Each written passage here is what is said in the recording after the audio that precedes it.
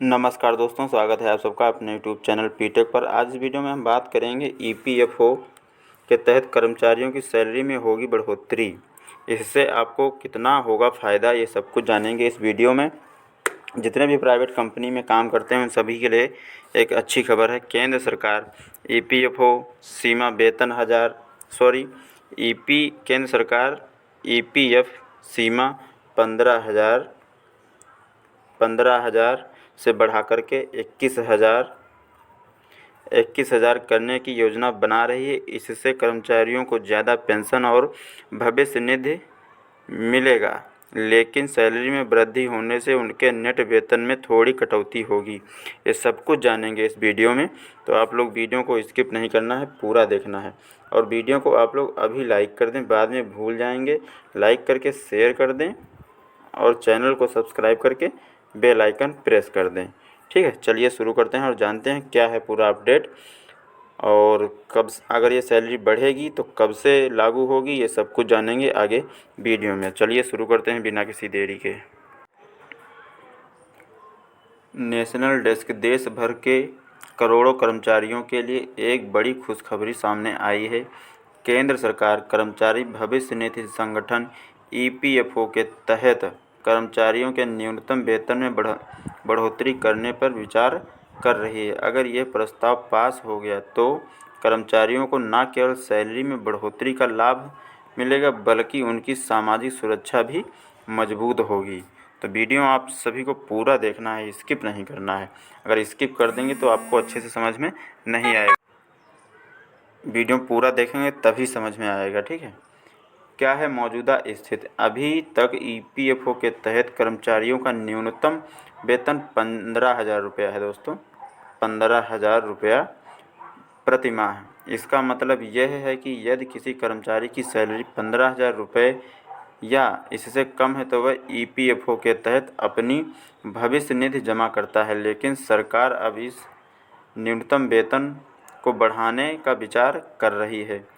सरकार ने प्रस्ताव को मंजूरी दी तो न्यूनतम वेतन 15,000 रुपये से बढ़कर के 21,000 रुपये हो जाएगा, यानी 6,000 रुपये की बढ़ोतरी हो सकती है। अगर मंजूरी मिल गई तो 15,000 से 21,000 न्यूनतम जो वेतन है वो हो जाएगा। ठीक है, और देखते हैं आगे क्या है मामला। सैलरी में बढ़ोतरी का असर। इस प्रस्ताव का लाभ सीधे तौर पर ईपीएफओ के तहत आने वाले कर्मचारियों को होगा। अगर सैलरी बढ़ती है तो भविष्य निधि, पीएफ और पेंशन का अमाउंट भी बढ़ेगा, जिससे कर्मचारियों की सामाजिक सुरक्षा मजबूत होगी। इसके अलावा यदि वेतन बढ़ता है तो कर्मचारियों के खाते में जमा होने वाली कुल रकम में भी इजाफा होगा, जिससे उनका भविष्य सुरक्षित होगा। जब सैलरी बढ़ेगी तो जो पीएफ कटता है वो भी बढ़ कर के कटेगा। ठीक है, कब हुआ था आखिरी इंक्रीमेंट। ये ध्यान देने वाली बात है कि ईपीएफओ के तहत वेतन में आखिरी बढ़ोतरी 2014 में की गई थी। तब न्यूनतम वेतन 6,500 रुपये से बढ़ाकर 15,000 रुपये किया गया था। अब लगभग 10 साल बाद सरकार द्वारा एक बार फिर से वेतन बढ़ाने पर विचार किया जा रहा है। यह बदलाव कर्मचारियों के लिए एक बड़ी राहत हो सकता है, खासकर महंगाई के दौर में। अगर वेतन बढ़ जाए तो सोने पे सुहागा हो जाएगा। महंगाई इतनी है कि 15,000 में दोस्तों खर्च उठाना बहुत ही मुश्किल है। अगर बढ़ जाती है सैलरी 21,000 हो जाती है तो कुछ हद तक राहत मिल जाएगी। ठीक है, और देखते हैं क्या है अपडेट। कंपनियों को क्या असर होगा।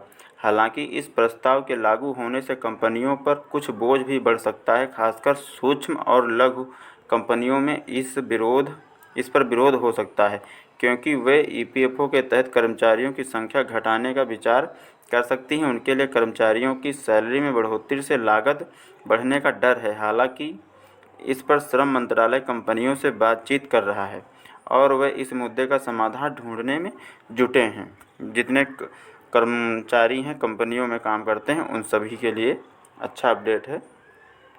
ईपीएफओ के तहत कर्मचारी और कंपनी दोनों मिलकर भविष्य निधि खाते में योगदान करते हैं और कंपनी दोनों का योगदान 12-12% होता है। कर्मचारी का और कंपनी का 12-12% योगदान होता है। उदाहरण के लिए यदि किसी कर्मचारी की सैलरी 15,000 रुपये है तो कर्मचारी का 1,800 रुपये 12% और कंपनी भी 1,800 रुपये 12% देगी। अगर कर्मचारी का 1,800 रुपया कटता है 12% के हिसाब से तो कंपनी भी देगी 12%, तो 18-18 3,600 रुपये होगा, भविष्य निधि खाते में जमा करती है। इसके बाद कंपनी का योगदान 8.33% पेंशन योजना ईपीएस में जाता है और बाकी 3.67 पीएफ खाते में जमा होता है। इसके अलावा यदि कर्मचारी की सेवा 10 साल पूरी हो जाती है तो वह पेंशन प्राप्त करने का पात्र बन जाता है, ठीक है, बनता है। ईपीएफओ के तहत जमा किए गए पैसे को विभिन्न कारणों से निकाला जा सकता है। अगर कर्मचारी को इमरजेंसी की स्थिति में पैसा चाहिए तो वह बीच में भी राशि निकाल सकता है। हालांकि एक साल में कितनी बार पैसा निकाला जा सकता है, इसके लिए सरकार ने कुछ सीमाएं तय की है। इस तरह से कर्मचारी अपनी ज़रूरतों के हिसाब से कभी भी ईपीएफओ खाते से पैसा निकाल सकते हैं, लेकिन यह संख्या सीमित होती है। दोस्तों, जो ये संख्या है निकालने की, ये सीमित होती है। अब ये कब से लागू हो सकता है ये यहाँ पर देखेंगे। नए साल से पहले फैसला हो सकता है। बताया जा रहा है कि सरकार ईपीएफओ के तहत सैलरी बढ़ाने के इस प्रस्ताव पर जल्द ही फैसला ले सकती है और हो सकता है कि यह तोहफ़ा कर्मचारियों को नए साल से पहले मिल जाए। इससे करोड़ों कर्मचारियों को उम्मीद है कि उनकी सैलरी में बढ़ोतरी से उनकी आर्थिक स्थिति बेहतर होगी और उनका भविष्य सुरक्षित होगा। हो सकता है नए साल से पहले ये सब हो जाए, आपको खुशखबरी मिल जाए, या फिर नए साल में ही आपको खुशखबरी मिल जाए, ठीक है। और यहाँ पर देखते हैं, केंद्र सरकार की तरफ से ईपीएफओ के तहत सैलरी में बढ़ोतरी का प्रस्ताव एक अहम कदम हो सकता है जो कर्मचारियों के लिए वित्तीय सुरक्षा को बढ़ाएगा। हालांकि इसके लिए अभी कुछ प्रक्रियाओं का पालन किया जाना बाकी है, लेकिन अगर ये फैसला लागू होता है तो कर्मचारियों को निश्चित रूप से इसका बड़ा लाभ मिलेगा। ईपीएफओ के तहत वेतन बढ़ोतरी से न सिर्फ कर्मचारियों की सैलरी में इजाफा होगा बल्कि उनकी पेंशन और भविष्य निधि भी बढ़ेगी, जिससे उनके सामाजिक सुरक्षा के साधन और मजबूत होंगे। ये है पूरा अपडेट ईपीएफओ को लेकर के। अगर सैलरी आपकी बढ़ती है तो 15,000 से बढ़ कर के 21,000 रुपये सैलरी हो जाएगी। ये फैसला हो सकता है नए साल से पहले हो जाए या फिर नए साल में ही ये खुशखबरी आप सबको मिल जाएगी। अगर ये बढ़ जाती है तो आपका 21,000 सैलरी प्रति महीना हो जाएगी, ठीक है।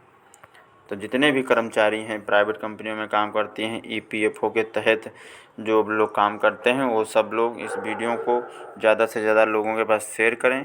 अभी तक आपने हमारे वीडियो को लाइक नहीं किया तो लाइक कर दें, शेयर कर दें और ऐसे ही नए नए वीडियो देखने के लिए चैनल को सब्सक्राइब करके बेल आइकन प्रेस कर दें। मिलेंगे एक नए वीडियो में नई जानकारी के साथ में, तब तक के लिए दोस्तों जय हिंद, जय भारत।